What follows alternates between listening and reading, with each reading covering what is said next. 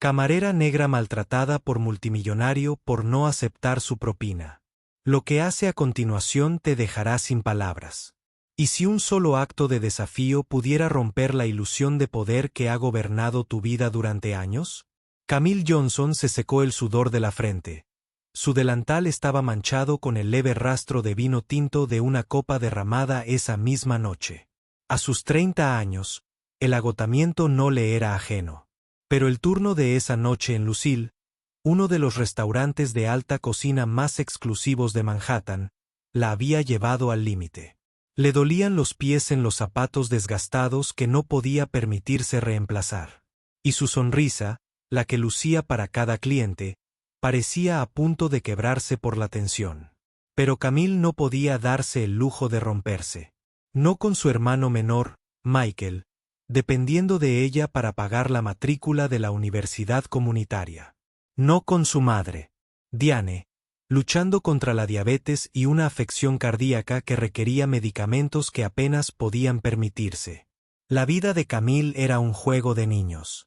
Cada día equilibraba las exigencias de la pretenciosa clientela de Lucille con el peso de sus responsabilidades. En casa, su apartamento en Harlem, una habitación estrecha que compartía con Michael y Diane, distaba mucho del mundo deslumbrante al que servía.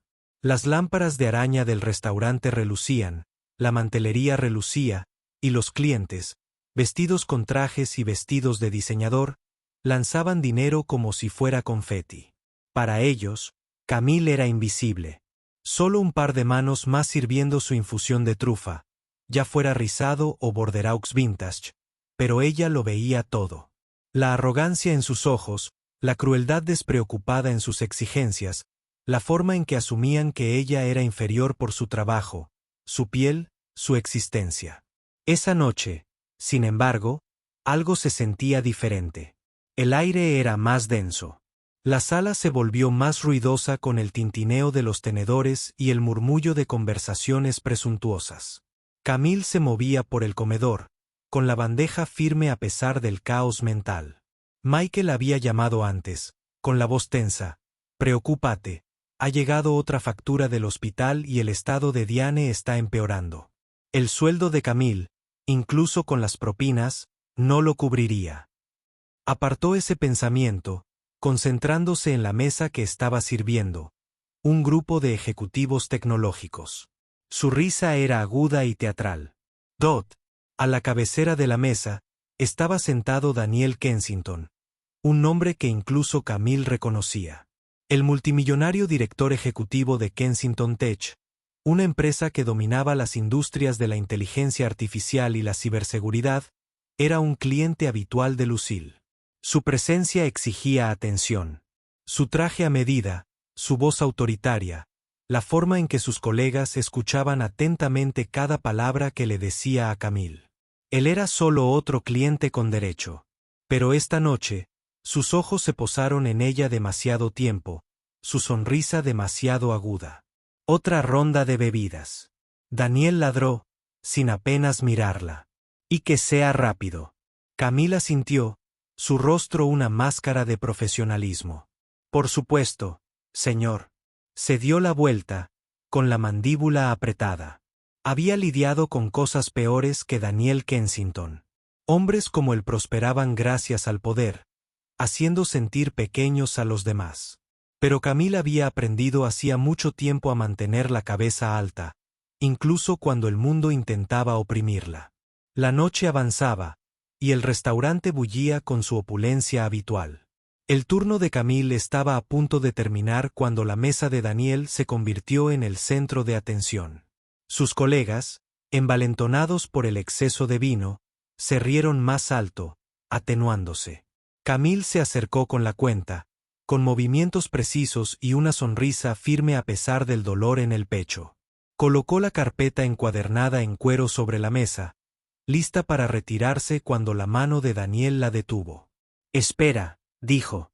Con la voz cargada de condescendencia, sacó un fajo de billetes de su billetera y desprendió un fajo de billetes de $100 para ti. Un pequeño extra por tu esfuerzo. Los billetes se desplegaron sobre la mesa. Una exhibición obscena de riqueza. La cantidad era asombrosa. $1000, tal vez más. Sus colegas sonrieron con suficiencia, observándola como si fuera una artista en su espectáculo privado. A Camille se le revolvió el estómago.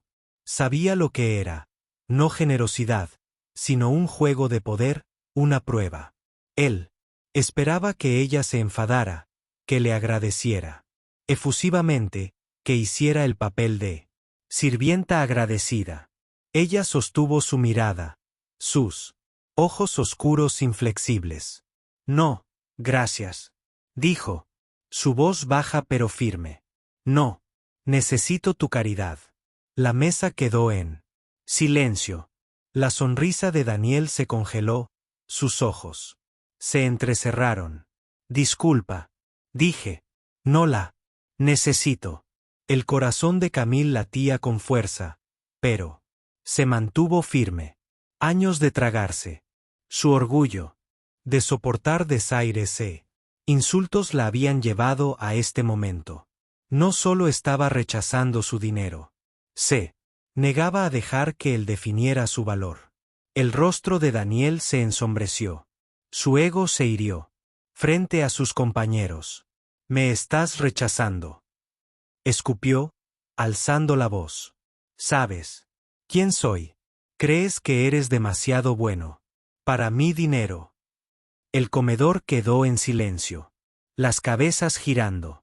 Camille sintió el peso de cada mirada, pero no se inmutó. No estoy aquí para su compasión, señor Kensington. Me gano el sustento. Su risa fue fría, cortante. Gánate el sustento. Eres camarera.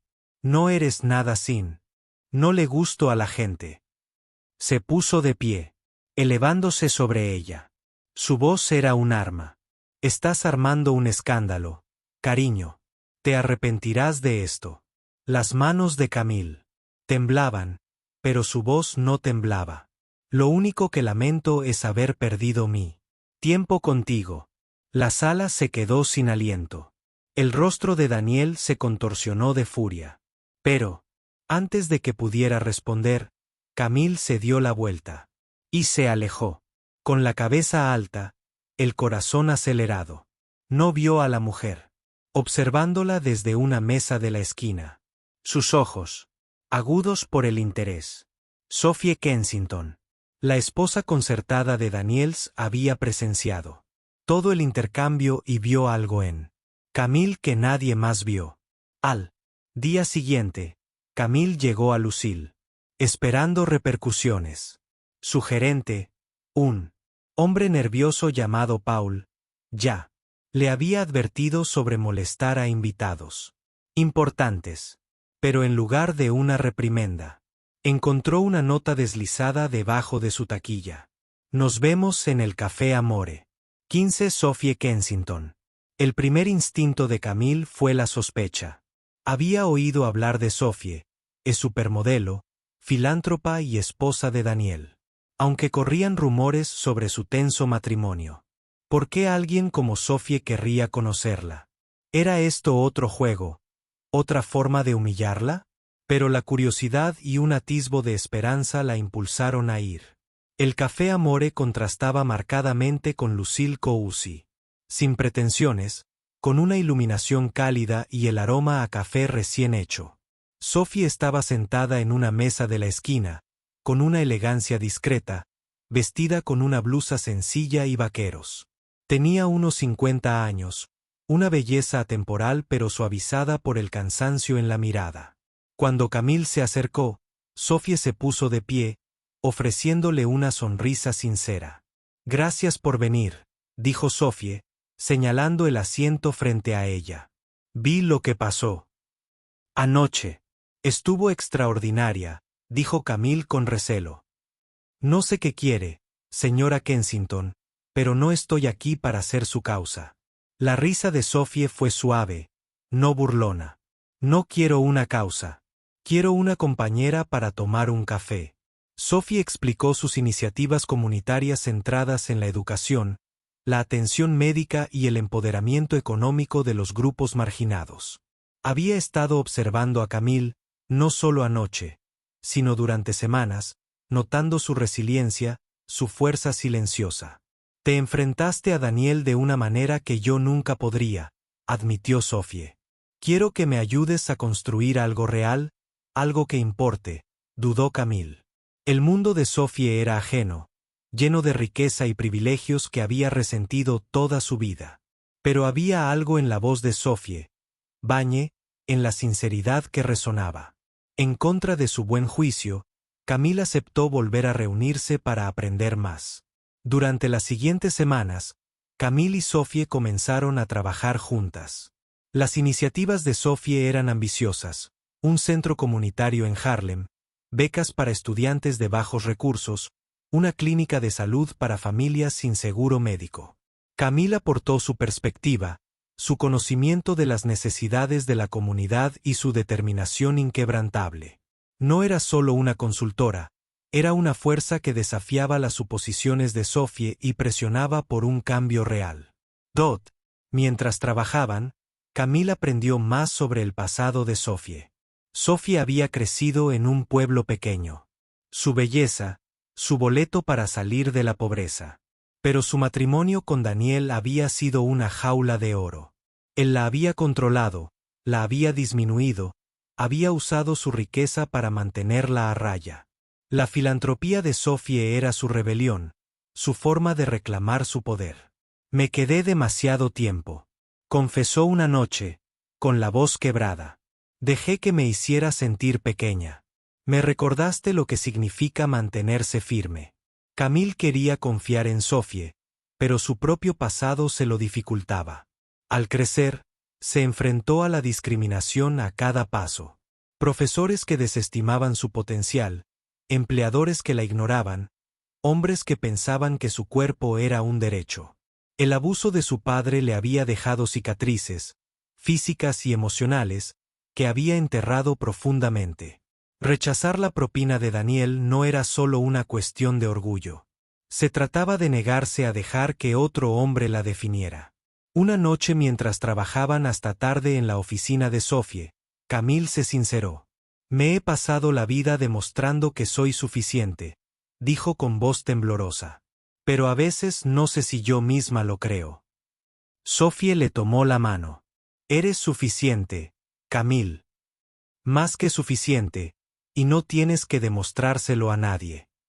A medida que la colaboración entre Camille y Sophie crecía, también lo hacían los riesgos. Una noche, Sophie reveló su verdadero objetivo. No solo estaba desarrollando programas comunitarios. Estaba reuniendo pruebas para exponer los negocios fraudulentos de Daniel.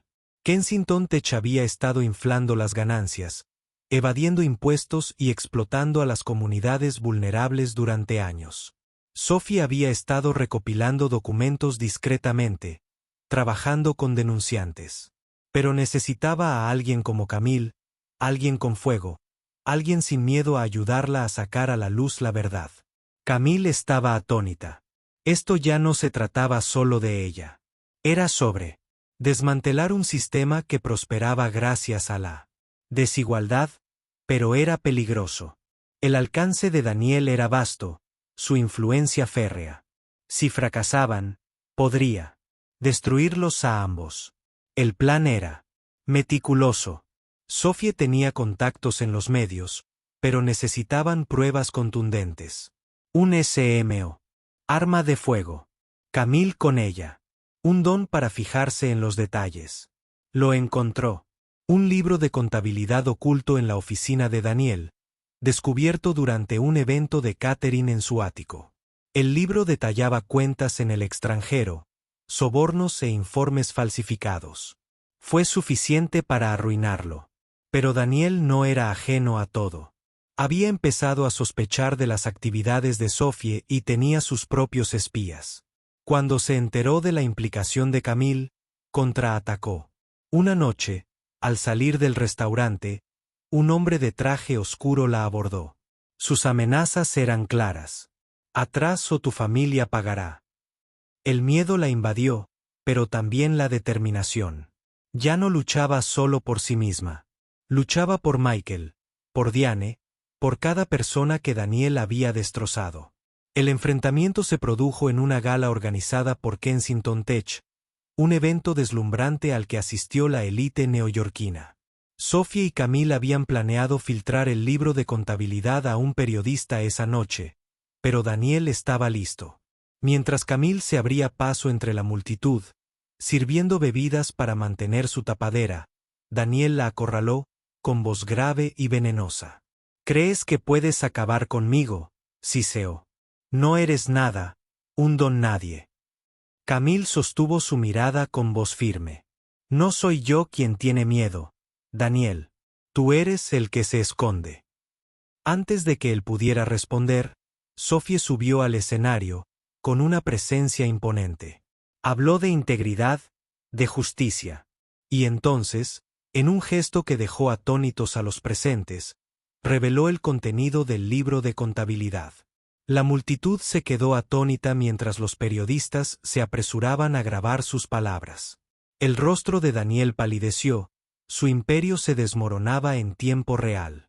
Pero la lucha no había terminado. Daniel se abalanzó sobre Sophie, cegándolo con la rabia. Camille intervino, su cuerpo como un escudo, su voz como un trueno. «Basta», gritó, atrayendo todas las miradas. «Ya no puedes controlarnos». Intervino seguridad. Y Daniel fue escoltado fuera. Su humillación era total. La sala bullía de conmoción, pero Camille sintió algo más. Libertad. En las semanas siguientes, el imperio de Daniel se desmoronó, se iniciaron investigaciones y sus negocios fraudulentos quedaron al descubierto. Las iniciativas de Sophie florecieron. Con Camille al mando del centro comunitario de Harlem, Michael recibió una beca y las facturas médicas de Diane fueron cubiertas por un fondo que Sophie creó. Pero el verdadero cambio residió en Camille. Había pasado su vida sobreviviendo, demostrando su valía a un mundo al que no le importaba. Ahora veía su valor. Claramente no en dinero ni estatus, sino en su valentía, su corazón, su capacidad para ayudar a otros. Su postura contra Daniel había desatado un movimiento, inspirando a otros a alzar la voz y a exigir justicia. Una noche, mientras estaba en el centro comunitario, viendo a los niños reír y aprender, Sophie se unió a ella. «Lo cambiaste todo», dijo Sophie en voz baja. Camille sonrió, con los ojos brillantes. «No, nosotras lo hicimos». La cámara se aleja. El horizonte de la ciudad brilla contra la noche. La voz de Camille resuena. «Solía pensar que mi valor residía en lo que podía soportar. Ahora sé que está en lo que puedo construir». La historia de Camille no terminó con la caída de Daniel. Fue solo el comienzo. El centro comunitario se convirtió en un faro. Un lugar donde voces como la suya podían escucharse tras el largo silencio. Se convirtió en una mentora, una líder, un símbolo de lo que significa mantenerse firme. Y cada vez que entraba en casa de Lucille, tenía la cabeza en alto.